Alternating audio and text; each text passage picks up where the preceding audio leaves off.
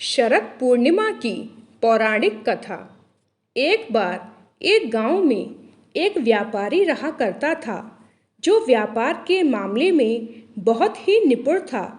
गांव के सभी लोग व्यापारी की बहुत प्रशंसा किया करते थे और उससे ही व्यापार की सभी वस्तुएं खरीदा करते थे। उस व्यापारी की दो बेटियां थीं।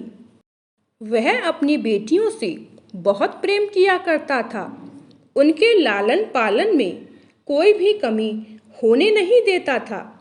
धीरे धीरे जब व्यापारी की दोनों बेटियां बड़ी हो गईं, तब उस व्यापारी ने अपनी दोनों बेटियों का विवाह बड़ी धूमधाम से किया। अपनी दोनों बेटियों की शादी अच्छे अच्छे परिवारों में की। व्यापारी की बड़ी बेटी को पूजा पाठ में अत्यधिक रुचि थी और उधर व्यापारी की छोटी बेटी को पूजा पाठ में कोई भी रुचि नहीं थी।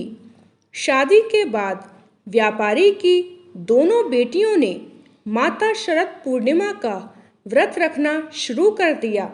व्यापारी की बड़ी बेटी बहुत ही ध्यानपूर्वक और मन लगाकर शरद पूर्णिमा की पूजा की तैयारी करती थी और उपवास रखा करती थी। उधर व्यापारी की छोटी बेटी शरद पूर्णिमा की पूजा तो करती थी, लेकिन वह सारे काम को आधा अधूरा करती थी। व्यापारी की छोटी बेटी ने कभी भी शरद पूर्णिमा की पूजा संपन्न करी ही नहीं थी।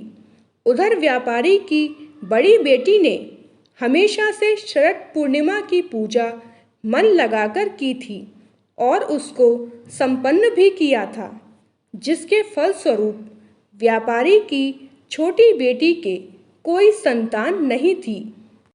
जब भी कोई संतान होती थी तो वह तुरंत मर जाती थी और उधर व्यापारी की बड़ी बेटी को संतान की प्राप्ति हुई और उसके बच्चे सही सलामत और स्वस्थ हुए। यह देखकर व्यापारी की छोटी बेटी बहुत परेशान हो जाती है और उसने एक ब्राह्मण के पास जाने का निर्णय लिया। जब व्यापारी की छोटी बेटी ने ब्राह्मण के पास जाकर उनसे पूछा कि महाराज, मेरे जब भी कोई संतान होती है वह मर क्यों जाती है, और मेरी बड़ी बहन की जब भी कोई संतान होती है तो वह स्वस्थ रहती है, ऐसा मेरे साथ क्यों होता है। जिसके बाद उस ब्राह्मण ने व्यापारी की छोटी बेटी से कहा कि तुमने जो अपराध किया है उसका फल तुमको मिल रहा है, जिसके कारण तुम्हारी कोई भी संतान होती है वह मर जाती है।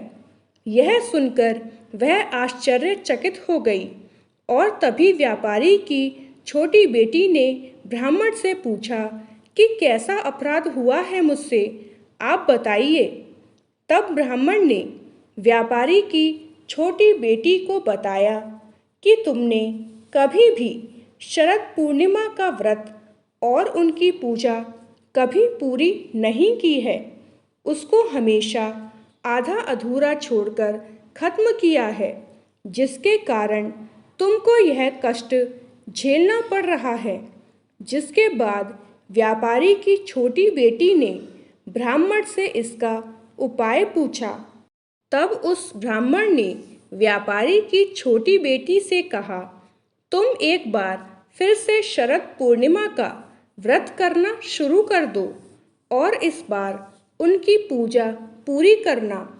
जिसके बाद व्यापारी की छोटी बेटी ने ब्राह्मण की बात मानकर शरद पूर्णिमा की पूजा करने की तैयारी करने लगी और व्रत भी रखा। इस बार पूजा संपन्न भी की, लेकिन हर बार की तरह इस बार भी जब व्यापारी की छोटी बेटी को संतान की प्राप्ति हुई, तब उसकी संतान एक बार फिर से जन्म के बाद मर गई, जिसको देखकर वह बहुत क्रोधित हो गई। जिसके बाद उसने अपनी बड़ी बहन को अपने घर बुलाया ताकि वह उससे बदला ले सके कि मेरे साथ ही ऐसा क्यों होता है। जिसके लिए व्यापारी की छोटी बेटी ने एक पाटे में अपने मरे हुए बेटे को लिटा दिया और उसके ऊपर से एक चादर से उसको ढक दिया जिससे वह दिखे नहीं, और अपनी बड़ी बहन को अपने घर बुला लिया। जिसके बाद व्यापारी की छोटी बेटी ने अपनी बड़ी बहन को उसी पाटे पर बैठने के लिए कहा जिसमें उसका मरा हुआ बच्चा लेटा था। जैसे ही उसकी बड़ी बहन उस पाटे में बैठने लगी तब उसको कुछ अजीब लगा, जिसको देखने के लिए वह उठी और उसने देखा कि नीचे तो एक बच्चा लेटा है। जिसको व्यापारी की बड़ी बेटी ने छुआ तो वह मरा हुआ बच्चा जोर जोर से रोने लगा। जिसके बाद व्यापारी की बड़ी बेटी ने अपनी छोटी बहन से कहा कि तुम मुझसे यह क्या करवाने जा रही थी? अभी तुम मुझसे अपने बच्चे की मृत्यु करवा देती और मैं कितना बड़ा अपराध कर देती। जिसके बाद उसकी छोटी बहन ने अपनी बड़ी बहन को बताया कि यह बच्चा तो पहले से ही मर चुका था, लेकिन जैसे ही तुमने इस बच्चे को छुआ है वह पुनः जीवित हो गया। तुमने मेरे बच्चे को नया जीवन दिया है। यह चमत्कार देखकर सभी लोगों ने भी शरद पूर्णिमा का व्रत और पूजा करना शुरू कर दी। इस दिन भगवान श्री कृष्ण जी ने अपनी गोपियों के साथ रासलीला की थी। शरद पूर्णिमा के दिन सभी लोगों को चंद्रमा को देखना चाहिए, क्योंकि उस दिन चंद्रमा अपनी पूरी 16 कलाओं में विराजमान होता है। शरद पूर्णिमा के दिन चंद्रमा इतना सुंदर लगता है कि मन करता है बस उसे देखते ही जाएं। शरद पूर्णिमा के दिन चंद्रमा को देखने से हमारे शरीर में एक अलग सी शांति प्रदान होती है। और शरद पूर्णिमा के दिन सभी लोग सुबह स्नान करके और नए कपड़े पहनकर पूजा की तैयारी करते हैं।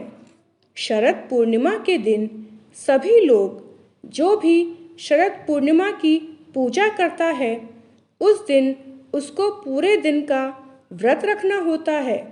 शरद पूर्णिमा के दिन देवी लक्ष्मी जी की पूजा की जाती है और जैसे जैसे शाम होती है तो शाम के समय माता लक्ष्मी जी की पूजा की जाती है। पूजा करने के बाद सभी लोग चंद्रमा के पास जाते हैं। चंद्रमा को देखकर अपना व्रत खोलते हैं। बहुत सारे गाने गाते हैं, खीर बनाते हैं, जिसको खाकर बहुत सारा आनंद प्राप्त करते हैं। बहुत से लोगों का मानना है कि शरद पूर्णिमा वाले दिन रात में चंद्रमा से अमृत की वर्षा होती है, जिसके कारण सभी लोग खीर बनाकर अपनी छत में जाकर खीर को रख देते हैं। जब रात के 12 बज जाते हैं तब सभी लोग चंद्रमा की पूजा करते हैं, उस खीर का सेवन करते हैं और ऐसा माना जाता है कि जो भी मनुष्य और औरत शरद पूर्णिमा का व्रत रखते हैं उसकी सारी इच्छाएं पूरी होती हैं। उम्मीद करते हैं आपको यह कहानी रोचक लगी होगी। ऐसे ही वीडियोस देखने के लिए वीडियो को लाइक, शेयर और हमारे चैनल को सब्सक्राइब करें। धन्यवाद।